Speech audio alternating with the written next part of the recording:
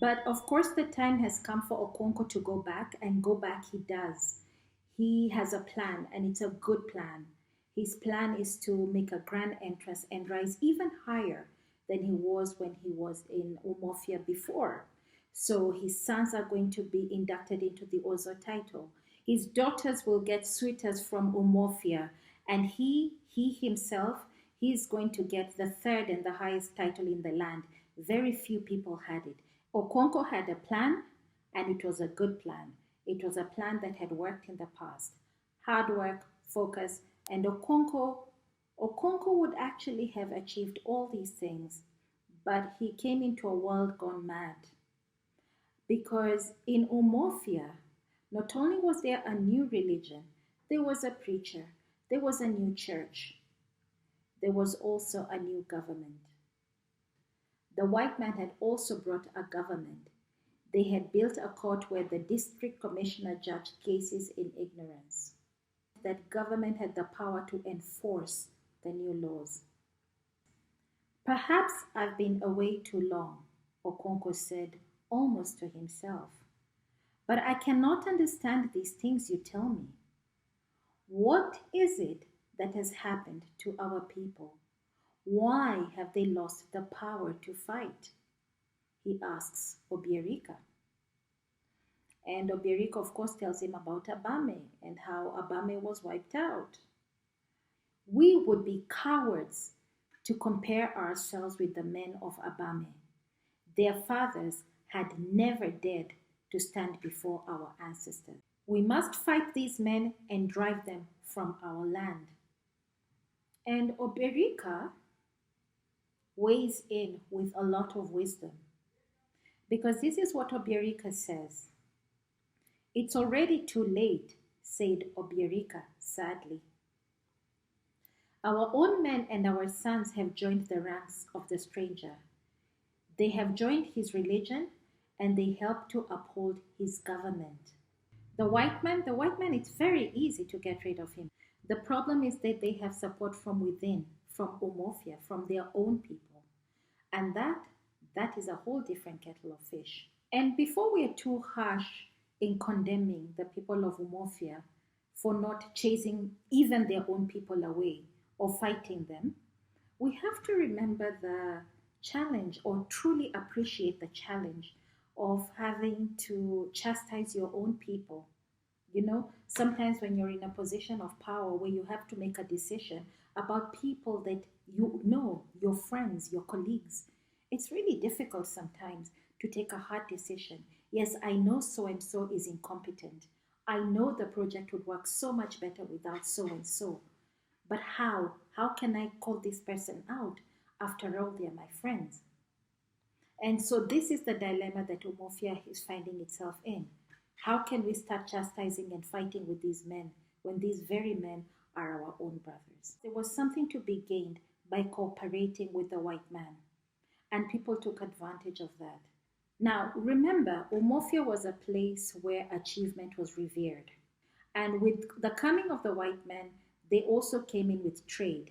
So people were trading palm oil kernel, and cowrie shells were easy to come by through this form of trade. So this means that one could ascend fairly quickly. And in Umofia, once you ascend, then you become a noted person in this community. So of course, people were very keen to continue this trading and to start working with the white man. As so often happens in some of these situations, the leadership changed. And you know how it is. Once the leadership changes, the culture changes.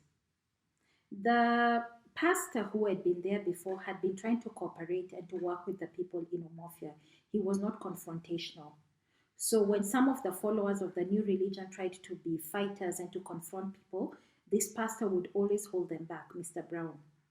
And then Mr. Smith came. And Mr. Smith, he did not hold back. And Enoch, one of the followers, in his enthusiasm to show how powerful and how they don't believe in these gods anymore, killed an ancestral spirit. You almost feel the horror as you're reading these words. Enoch had killed an ancestral spirit, and Umuofia was thrown into confusion. That night, the mother of the spirits walked the length and breadth of the clan, weeping for her murdered son. It was a terrible night. Not even the oldest man in Umuofia had ever heard such a strange and fearful sound, and it was never to be heard again. It seemed as if the very soul of the tribe wept for a great evil that was coming, its own death. For the first time in living memory, the sacred bull roarer was heard in broad daylight. This was the moment when the tribe died. Listen to these words again. It seemed as if the very soul of the tribe wept for a great evil that was coming, its own death. When they dared to kill their own gods, at that point is when the tribe died. And the Egugu go to confront Mr. Smith. And when they speak to him, after speaking to him, they tell him that no, that church can no longer remain in their community. They say to him, you can stay, but this church, we need to burn it to the ground. You know that moment when you're solving the wrong problem? You think that you're solving the problem, but you're solving the wrong thing. It seems that this is what was happening here. The person that they need to get rid of is the perpetrator of this new religion, Mr. Smith. Him, they live intact. His followers, they live intact. It's only the church that they raze to the ground. And then they go away. So after they're taken in by the white man and they're whipped, they come back and they decide that they are now going to have a gathering and they're going to see what they're going to do about the white man. The implicit understanding, at least for the part of Okonkwo, is that we are finally going to confront these people and fight them. So that's when he puts on his war skirts and he starts thinking about the good old days when we're going to beat these people and get rid of them. So do you see, Okonkwo's mindset is still in the old ways. When you had an enemy, we get ready and we go and fight. For some reason, we have not been fighting, but Okonkwo thinks that now they are going to fight. Now things are different. Poor Okonkwo. Poor Okonkwo. Because things are not the same. And so, of course, what happens, he goes out there and again, they come and they're told, you have to stop this meeting. The white man has said, you have to stop this meeting. And even before he can speak, Okonkwo picks up his machete and cuts him down. And the clan, well, the clan, like Okonkwo said, had become weak. It was no longer the clan of his ancestors. They had now become like women. This is the moment when Okonkwo dies, because the world in which he lived and the world in which he understood and had meaning and had identity, that world had gone. And once it went, it took Okonkwo with it. And so our dear Okonkwo hangs himself. Things have fallen apart. This community, this clan that was held together and unified is now driven apart by the religion, by the new government, and by the trading that is which they're able to take advantage of. And as Obiorike says, the white man is very clever. He came quietly and peaceably with his religion. We were amused at his foolishness and allowed him to stay. Now, he has warned our brothers and our clan can no longer act like one. He has put a knife on things that held us together and we have fallen apart. It is very easy when we're talking about the incursion of the white man in Africa or in other countries where he has colonized them. It's very easy to look and to say, oh, a great evil has been done on these people. These were a terrible people. Did Okonkwo have a part to play? Didn't Umuofia have a part to play? Don't we have a part to play when things go wrong? Or is it always the fault of the things out there? One last thought, and it's the question of colonialism. Granted, yes, we were a colonized people, granted that grave, grave injustices were done. But sometimes it's good that we move ahead. And looking at our lives now, I often wonder what is the current colonialism that is taking place.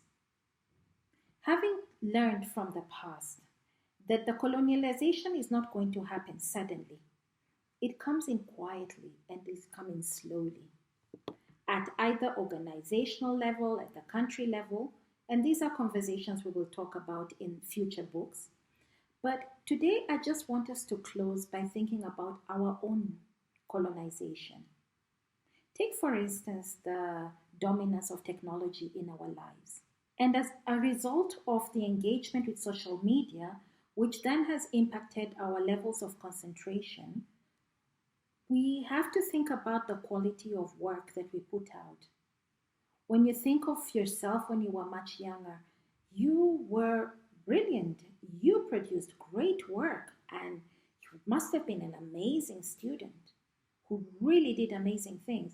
But now, over time, I wonder to what extent the work that you're producing is really the best or is really good, or are we just getting by and googling everything and chat gpting everything to the point where we are hardly applying ourselves anymore?